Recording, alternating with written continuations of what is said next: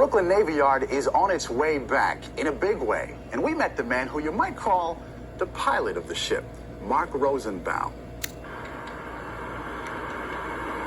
And you're something of a Brooklyn historian. Yes. A city historian, if you will. And just when you look out, give me a bit of a tour. Give me a nickel tour of what you're thinking as you look.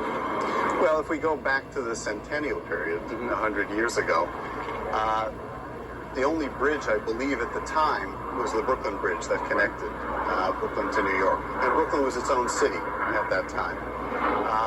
There's no secret to the fact that, to some extent, Brooklyn got overwhelmed by Manhattan. But Brooklyn had its own nature, its own character, and it has remained with its own character. And it's that character, again, that's going to pick Brooklyn up and take it into the future. Once the Navy left here in the mid-1960s, the city bought it starting in about 1970, and they were going to virtually level the place and invest somewhere around $100 million back in 1968 dollars, which would be something around $400 million today.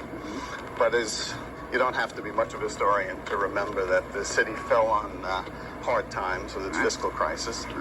And the city administrations, up until the present one, the Giuliani administration 4 years ago, did not invest any capital, any significant capital into the Navy Yard, notwithstanding that we have over 2,500 jobs here. It took this administration to say, wait a minute, we don't want to lose those jobs, and we want to build dramatically on that. So they've committed. We're in the process of a refurbishment of this place, starting with the infrastructure. That's going to run about $100 million over the next 10 years. We talk about how the Navy Yard bracketed World War II. And what we mean by that is the Arizona, which unfortunately was one of the first ships sunk at Pearl Harbor, was built here at the Navy Yard. And the USS Missouri, the battleship on which the Japanese signed the unconditional surrender, was also built here at the Navy Yard. And we've had other historic ships that have come out of here, including ships as famous as the Maine. Remember the Maine? Sure, the hell we We all do. That's right. That all came from the Navy Yard. The Navy Yard was established as a naval facility in 1801 or 1802, I believe. Right. So it itself traces the history of this country. This stuff is right at your fingertips.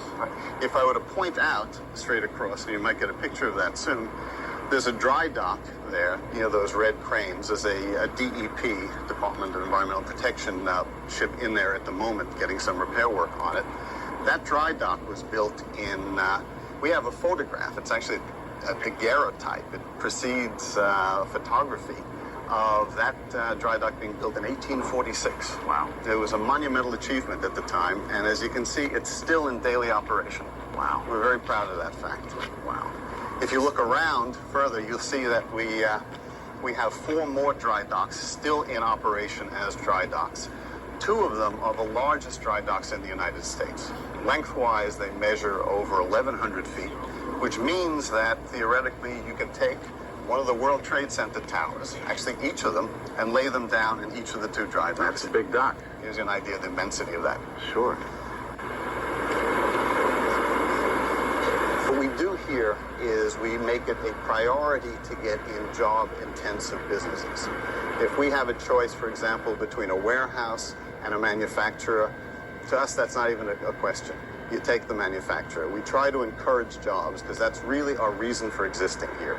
We'd like to bring back to Brooklyn at least a significant portion of those jobs that were lost after the Second World War.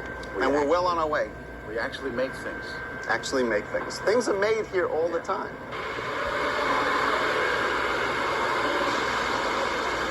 This ground we're standing on still belongs to the U.S. Navy, but it's under lease to the Brooklyn Navy Yard Development Corporation on an interim basis until the city of New York purchases it. Sure. But we wanted to get in there early to be able to redo this building because a corporation called the Capsis Corporation is making modular homes for the South Brooklyn congregations for the Nehemiah Project, which you might have heard of in East New York. And what they're doing is they're producing virtually one house every 24 hours comes out of here. They're two-story homes. They go on to foundations that already have basements in them in East New York. One every 24 hours? It comes off the How line. do you get on such a frenetic pace? They're wonderfully organized. The Capsis Corporation really knows what it's doing. Wow. And we were very happy to be able to get into this building early so that they could begin this good work. We have a lot of land that's still to be developed here. But the one that's getting the big publicity are Is the movie potential studio. movie studios. That's correct. Hollywood East? Hollywood East, certainly. Is that going to happen? Yes, it will. That will happen, and that will happen. It's not a pipe dream. That is not a pipe dream at all. It is not a Hollywood dream. That's a Brooklyn reality.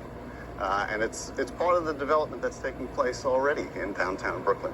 But that will take up almost 15 acres of the Navy Yard. Parts of the Navy Yard that have been burnt out for years. What we'll see replaced there will be studios that will be among the individual studios. They'll be the largest studios in North America.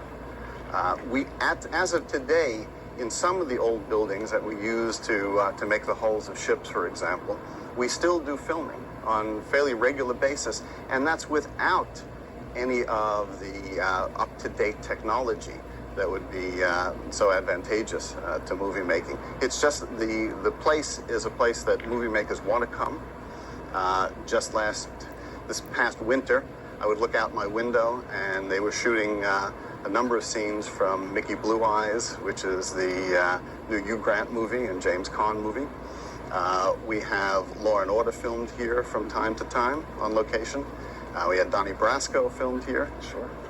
It lends itself automatically to movie making, and once the investment is put in, the private investment is put in to build the movie studios, as will be done, as I said, starting within the year, the future is just as bright as can be, and that's one reason you see me smiling.